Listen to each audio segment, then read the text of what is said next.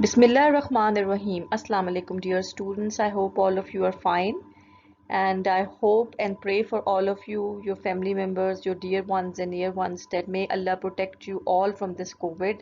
And inshallah, soon we resume our normal teaching schedule.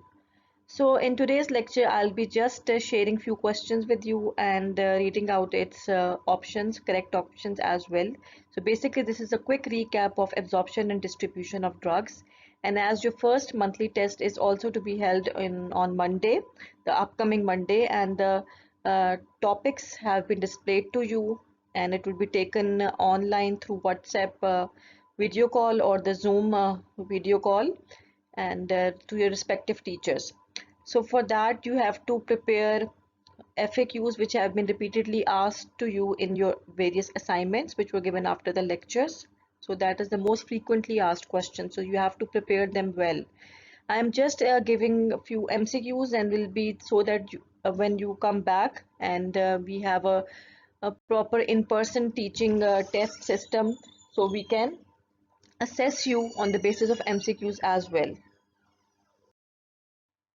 So students, question number one, a very easy one. What describes action of the body on the drug? Of course, what the body is going to do to the drug is pharmacokinetics. And what are the four parameters of pharmacokinetics? Absorption, distribution, metabolism, and excretion.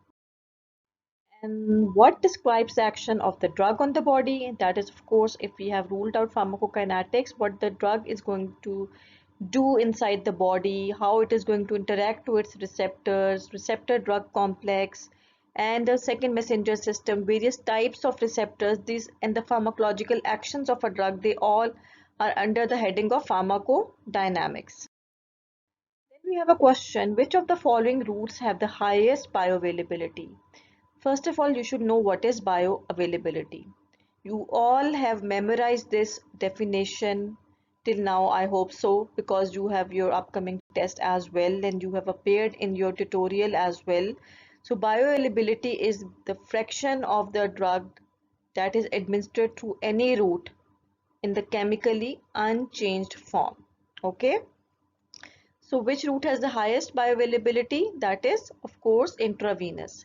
Why not oral? Because oral has got a high first pass effect, which means that it is not presented directly into the systemic circulation, rather it is subjected to first pass effect, which is also called pre-systemic metabolism or pre-systemic effect.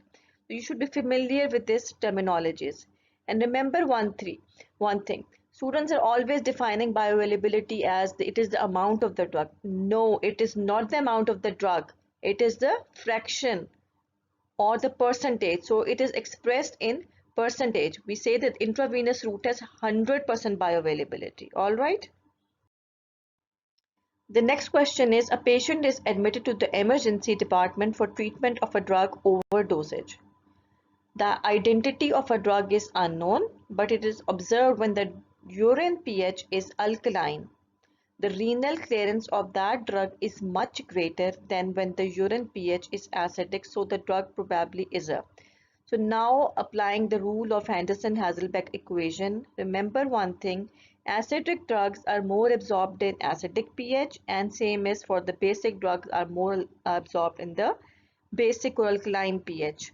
But if there is toxicity of the drug, what you need to do is that you have to change or alter the pH of the urine. For example, if there is toxicity of acidic drug, your aim should be to alkalinize the urine. And how can you alkalinize the urine? By giving sodium bicarbonate so that it becomes ionized in the opposite pH. And ionized drug is charged, it is water soluble, and it is not absorbed again, so it would be excreted. So in this question, you have to identify which is the drug. It says, the question says that if the urine pH is alkaline, the renal clearance of the drug is greater than when the urine pH is acidic.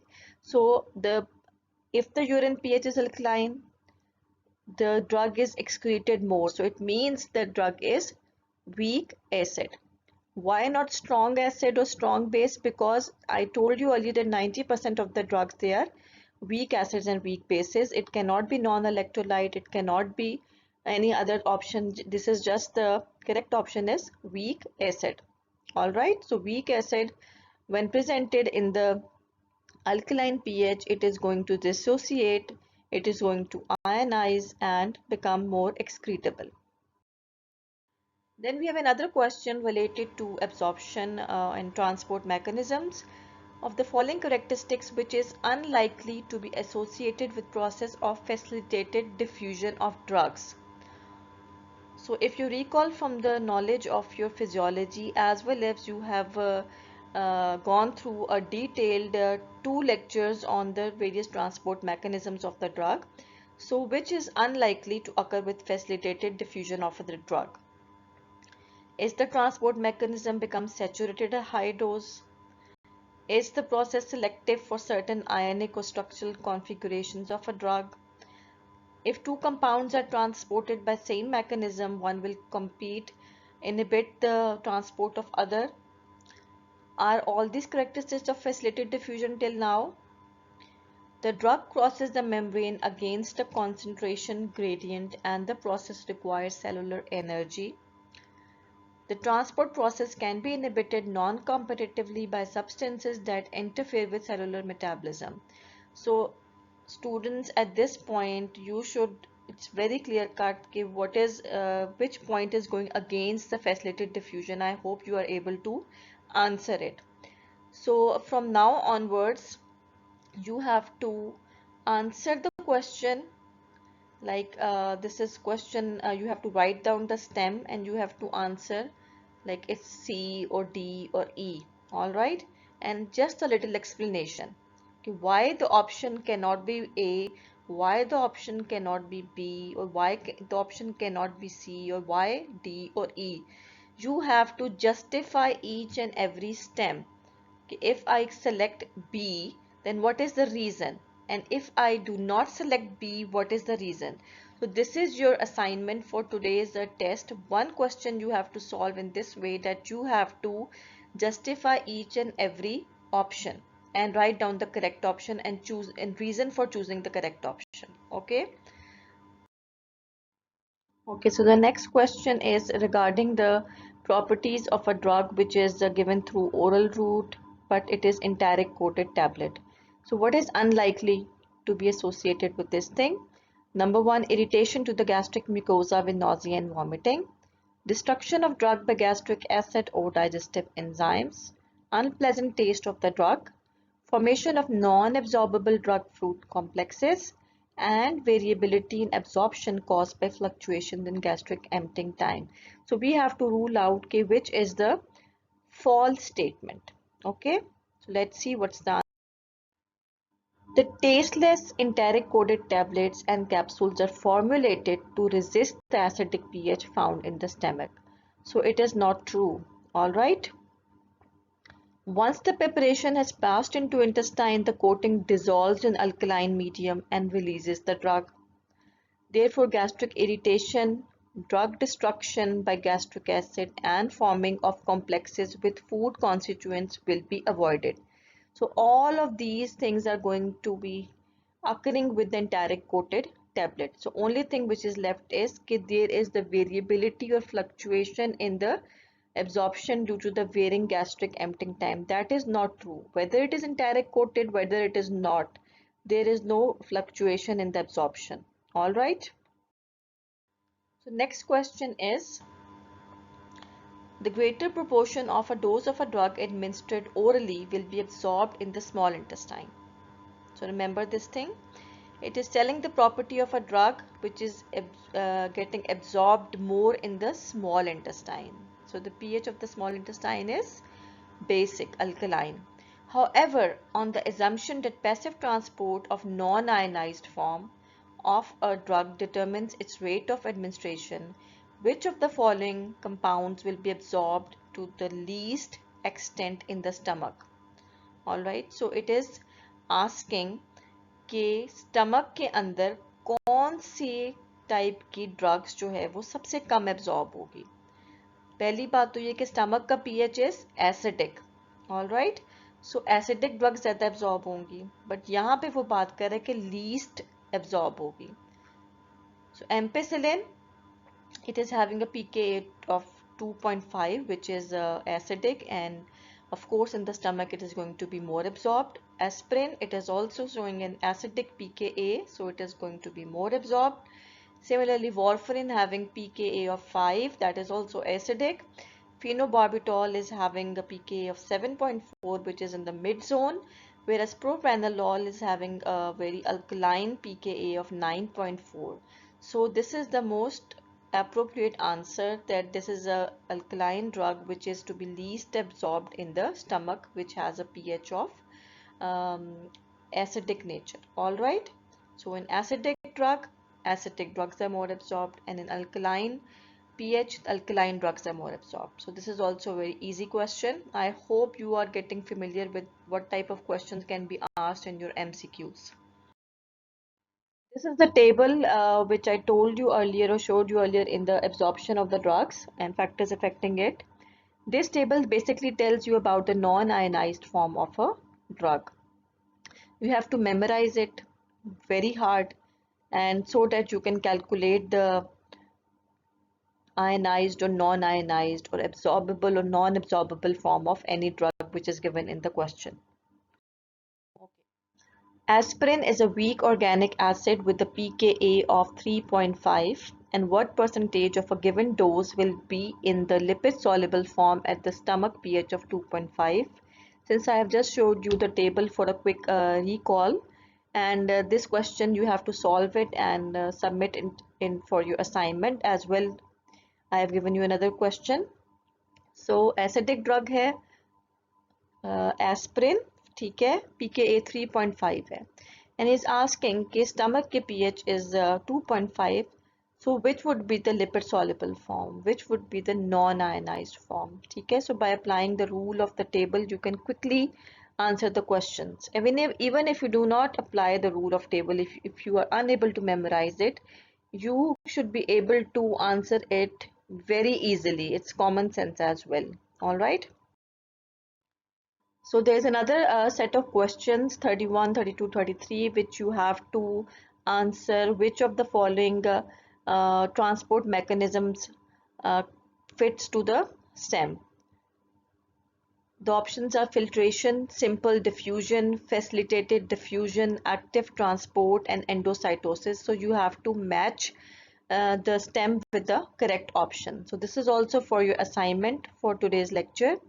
So far I have given you 3 questions, this one, and previously 2 or 3 questions. So 6 questions you have to attempt for the lecture.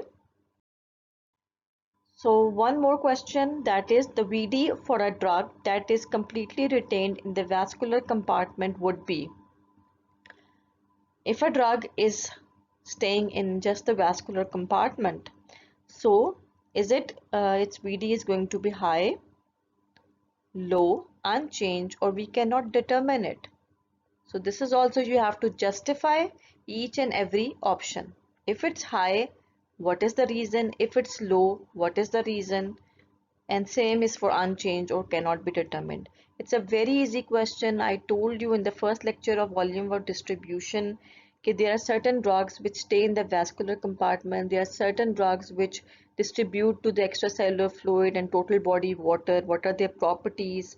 And what happens to their volume of distribution if a drug is bound to the plasma proteins, if a drug is bound to various organs and tissues, if they have high affinity for particular organs or tissues. So what happens to the VD? All right, so this is also another question. But remember one thing, you have to solve these MCQ by writing down the stem and the correct option and justifying it, and justifying the wrong option as well. Another question is if the volume of distribution for a drug highly bound to peripheral tissues would be. So now what happens if the drug is bound to the peripheral tissues? Would the VD be increased, decreased, unchanged, or cannot be determined?